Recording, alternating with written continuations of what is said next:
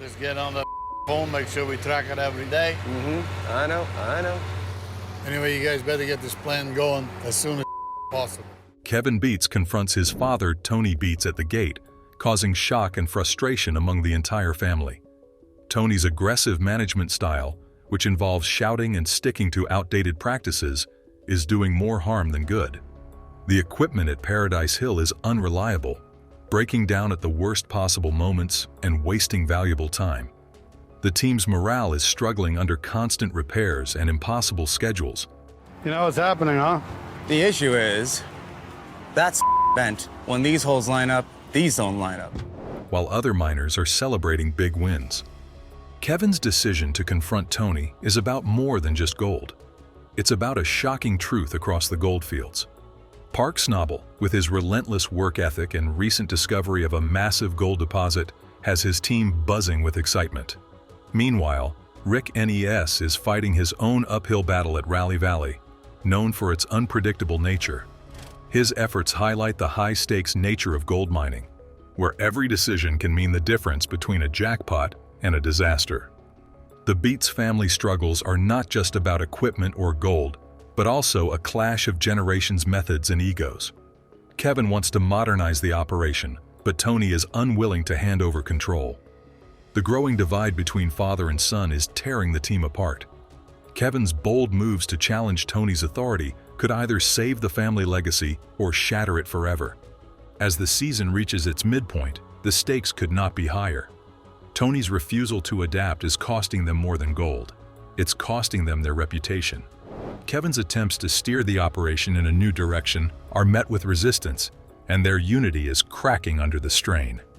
The Beets dynasty is facing a challenging season, with Kevin struggling to assert his leadership and Monica holding the team together. Trauma remains a massive obstacle, eating away their time, energy, and resources.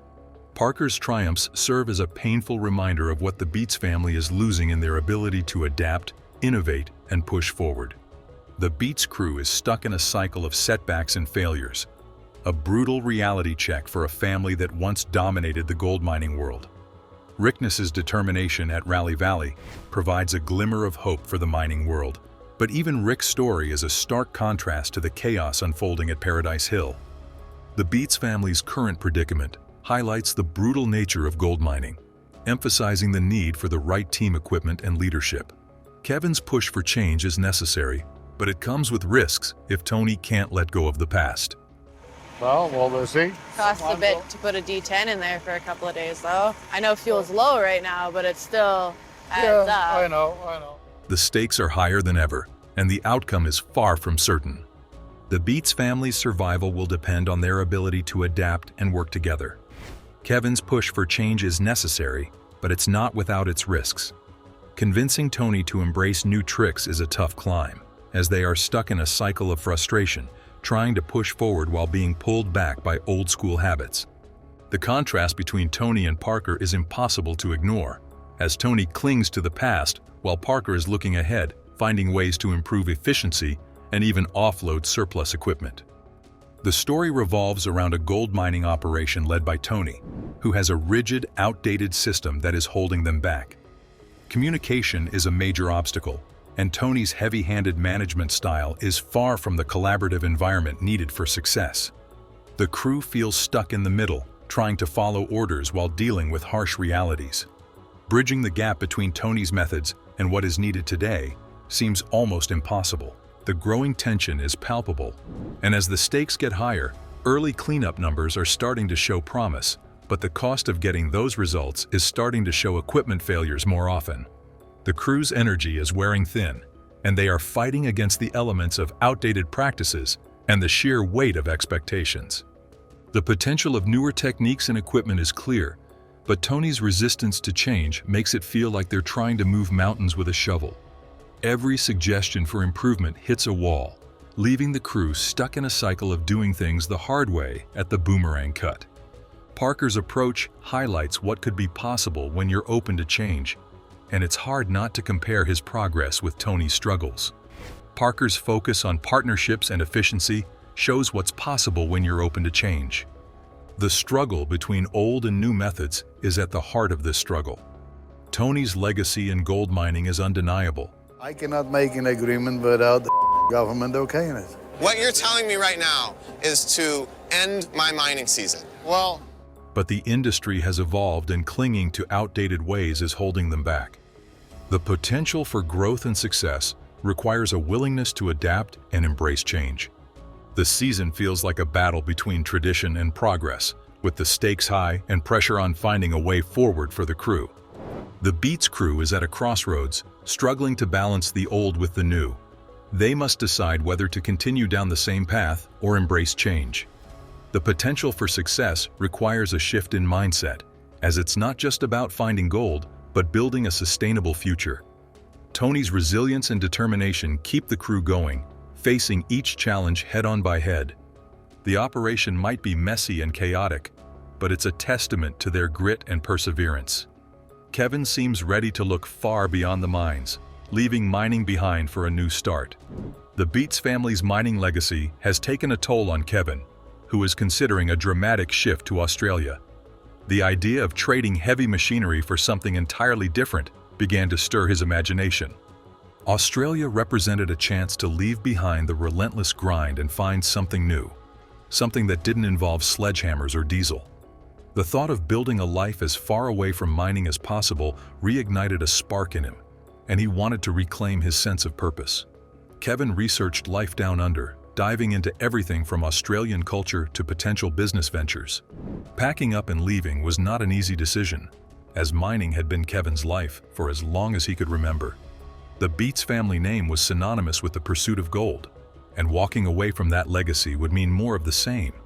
More burned-out machinery, arguments, and days wondering if it was all worth it. As the weeks went by, Kevin began to put his plan into action, pouring his determination into the operation. Kevin, a former gold miner, embarked on a journey to Australia, where he found a new life and began to explore the country. Time to replace it. It's going to mean a shutdown, but if we don't replace it now, it's going to something up, and then we're going to have to do a lot more work. The warm weather, friendly people, and unique culture provided him with ample opportunities to explore. Kevin's determination and focus on building something he could call his own in the Yukon led him to leave the mining world and find success in his new field. The lessons he learned in mining proved invaluable as he navigated his new path. He built a reputation as someone who was not afraid to take risks and work hard to achieve his goals. His story inspired others looking to make fresh starts of their own, even after leaving the mining world. Kevin never forgot the experiences that had shaped him as the years went by. The true treasure for Kevin was the freedom to chart his own course, and the lessons of the Beets family remained with him. The Gold Rush is a show that has pulled in audiences by showing the highs and lows of gold mining set in rugged terrains like Alaska and the Yukon. In the first season, the Hoffman crew faced the odds but managed to strike it rich with a modest 14 ounces of gold. Season 2 introduced a young Parker who pulled in 34 ounces, while the Dakota boys mined 80 ounces and the Hoffman crew gathered 93 ounces. Season 3 took things up a notch, with everyone learning from their mistakes and striking gold with 800 ounces of gold. The fourth season of the show showcased the success of various teams in gold mining. Parker Schnabel's team found 190 ounces, while the Dakota boys hit 160 ounces. In Season 5, Parker's crew mined over 2,500 ounces worth nearly $3 million, while the Hoffman crew also saw success with over 1,300 ounces valued at more than $1.5 million. In Season 6, competition intensified, with Parker's team reaching an incredible 3,300 ounces worth more than $5 million. Tony Beets, who brought a reefer fish dredge into the game, mined over 700 ounces, demonstrating the importance of innovation and risk-taking. Season 7 became a defining moment for Parker, as he mined over 4,000 ounces worth more than $5 million. Mining, normally you spend a lot of money with drilling and blasting rock. And this rock is it's soft enough that you can dig it. In Season 8, the HW Man crew moved to Colorado, mining over 1,600 ounces worth nearly $2 million. Parker's operations in the Yukon yielded over 6,000 ounces valued at more than $7 million. Season 9 broke all records, with Parker's team mining over 7,000 ounces worth nearly $9 million. Season 10 continued the trend of massive finds, with Parker's crew coming out on top, but Tony Beets and Rick Nest were not far behind. The financial side of gold mining is just as compelling as the gold itself, with fluctuating prices, equipment costs, and risky investments playing a role in miner fortunes. Parker Schnabel's approach to selling gold shows his calculated approach, managing cash flow and reducing risks tied to market changes.